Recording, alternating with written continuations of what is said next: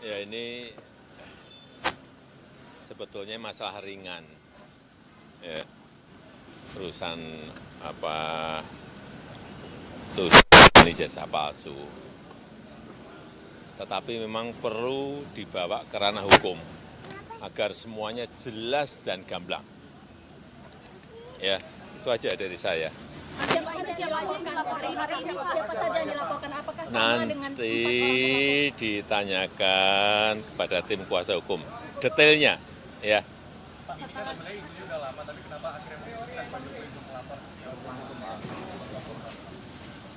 Ya dulu kan masih menjabat. Saya pikir sudah selesai. Ternyata masih berlarut-larut sehingga ya dibawa ke ranah hukum akan lebih baik sehingga sekali lagi nanti menjadi jelas dan gamblang. Tapi ini Pak Jokowi merasa ini politis nggak Pak? Dengan soal ijazah palsu itu kan sudah lama, merasa ini politis nggak Pak? Nggak tahu. Ya, udah. Ini sampai turun gunung melaporkan Pak, nggak kuasa hukumnya aja, kenapa harus Apanya? sampai Pak Jokowi ikut turun melapor?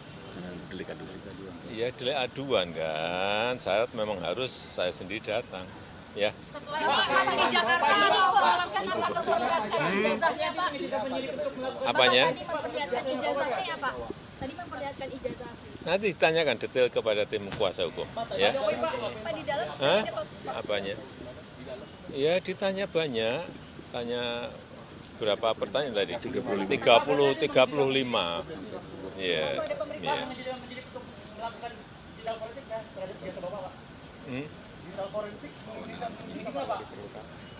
Kalau diperlukan, ya silahkan. Yang jelas sudah kita bawa ke ranah hukum. Ya. Pak, ini masih pidana umum atau Solo Pak? Ini yang dilaporkan tindak pidana umum atau? Sekarang masih di Jakarta.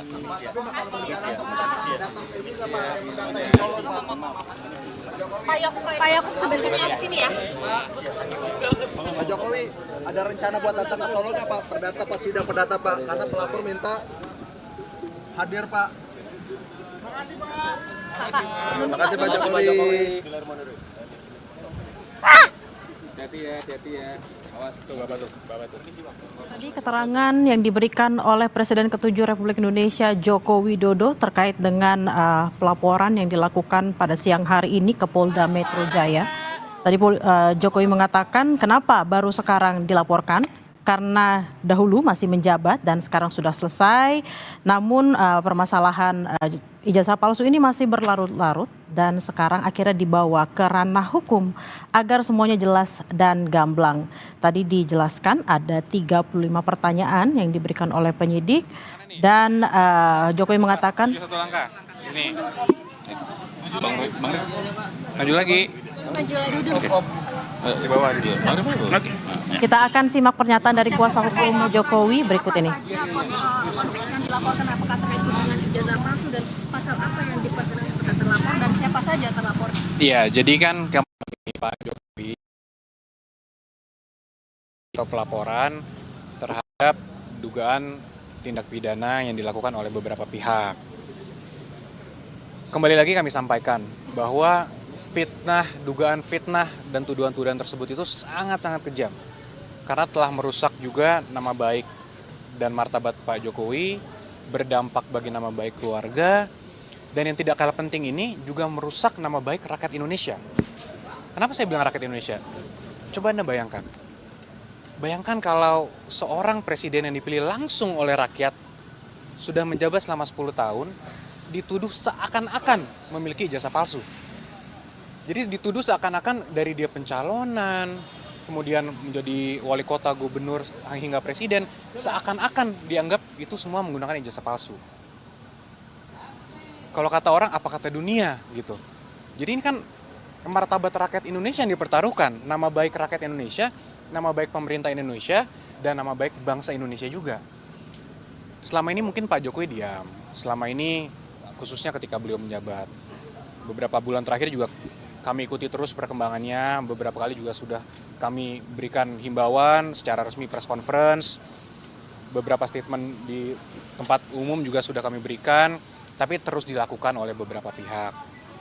Sehingga mungkin ya tentunya untuk hari ini Pak Jokowi sendiri ke sini bukanlah hal yang mudah juga ya. Tentunya sudah melewati pertimbangan yang sangat panjang dan sangat berat, tapi kami melihat dan Pak Jokowi juga melihat bahwa ini harus dilakukan agar semuanya terang benderang, agar kebenaran dapat terlihat, dan agar nama baik Pak Jokowi dan nama baik rakyat Indonesia dapat dipulihkan dan dijaga juga. Sehingga hal ini tidak terjadi lagi nih. Pasalnya apa, Mas?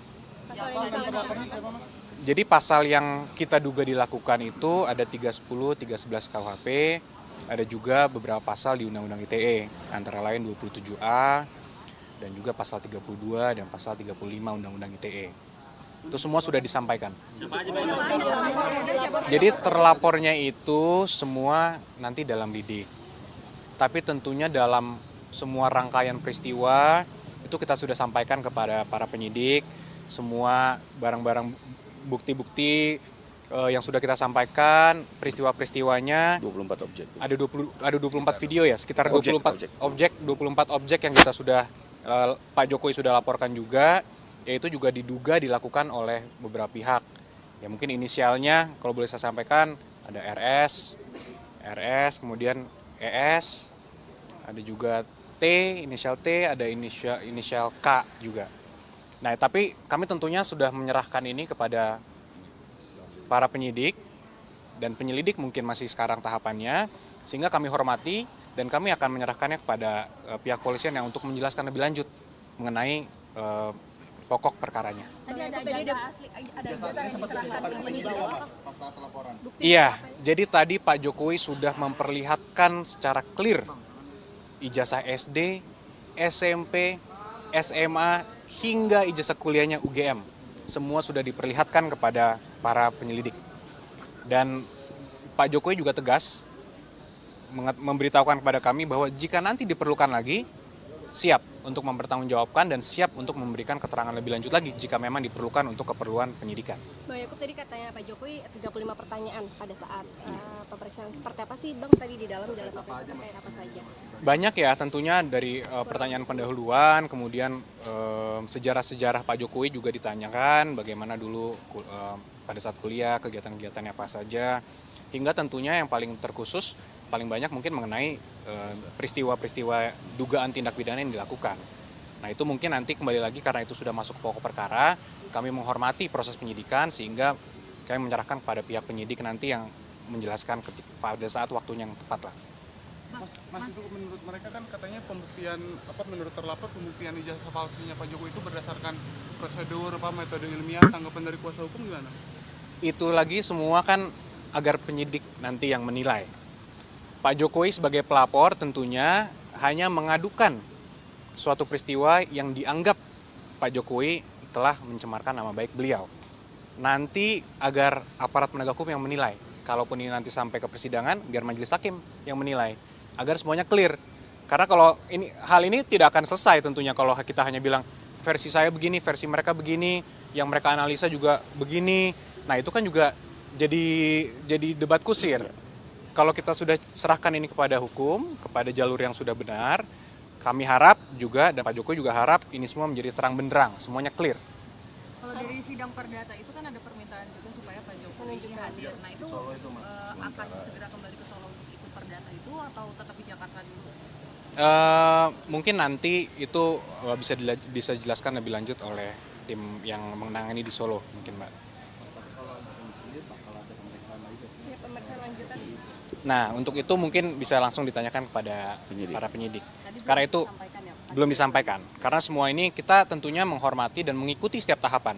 Apapun nanti ketika dibutuhkan kapan, harus mungkin Pak Jokowi memberikan keterangan tambahan, ya beliau menyatakan siap. Karena itu merupakan konsekuensi hukum dan konsekuensi logis juga kan dari tindakan ini. Jadi kembali lagi saya sampaikan bahwa Pak Jokowi hadir hari ini bukanlah tindakan yang mudah. Melewati pertimbangan yang cukup matang, namun ini diperlukan untuk memperbaiki nama baik rakyat Indonesia. Coba saya tanya, Mas mau nggak kalau dibilang dilihat oleh rakyat masyarakat dunia bahwa punya presiden 10 tahun ijazahnya palsu? Kan tentu tidak. Saya aja nggak rela, apalagi Mas gitu kan.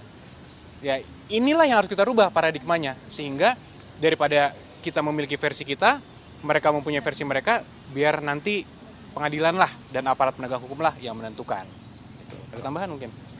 Tadi kan ada penyampaian soal pasal-pasal ya 310 dan lain sebagainya. Boleh dijelaskan itu tentang apa aja supaya publik yang awam juga